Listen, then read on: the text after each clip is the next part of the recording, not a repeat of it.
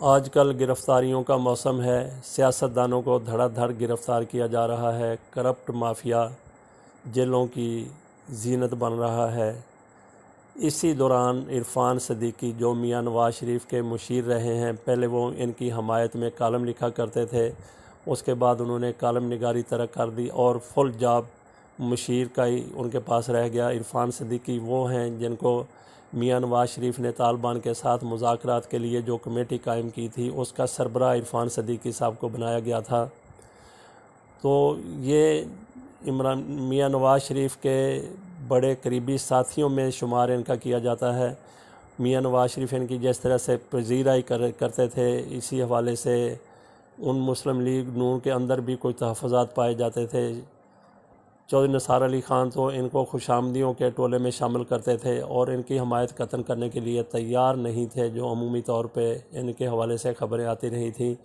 تو بہرحال ان کو میاں نواز شریف کے قریبی ہونے کی بنا پہ یہی کہا جا رہا ہے کہ گرفتار کر کے کچھ سبق سکھانے کی کوشش کی گئی ہے۔ انہوں نے کوئی وائلیشن کی ہوتی بڑے قانون کی، کوئی دہشت گردی کی کارروائیوں میں ملوث ہوتے، یا کوئی ایسا کوئی ان کے بارے میں کچھ خیال ہوتا یا کوئی تاثر ہوتا، تو پھر تو ان کو یقیناً گرفتار کیا جانا چاہیے تھا۔ کوئی بھی دھلا ہوا نہیں ہے، جس کے اوپر الزام ہو اس کو اپنی صفائی پیش کرنی چاہیے، لیکن ان کو جس الزام میں گرفتار کیا گیا وہ انتہائی گھٹیا قسم کا الزام ہے۔ کہا گیا ہے کہ انہوں نے اپنا گھر کرائے پر دے رکھا تھا، تاہم کرایہ داری ایکٹ کے تحت متعلقہ پولیس اسٹیشن میں کسی قسم کا اندراج نہیں کرایا تھا۔ ایسے ہزاروں لاکھوں لوگ ہوں گے پاکستان میں جو اس طرح کا اندراج نہیں کرواتے یا انہوں نے اندراج نہیں کروایا۔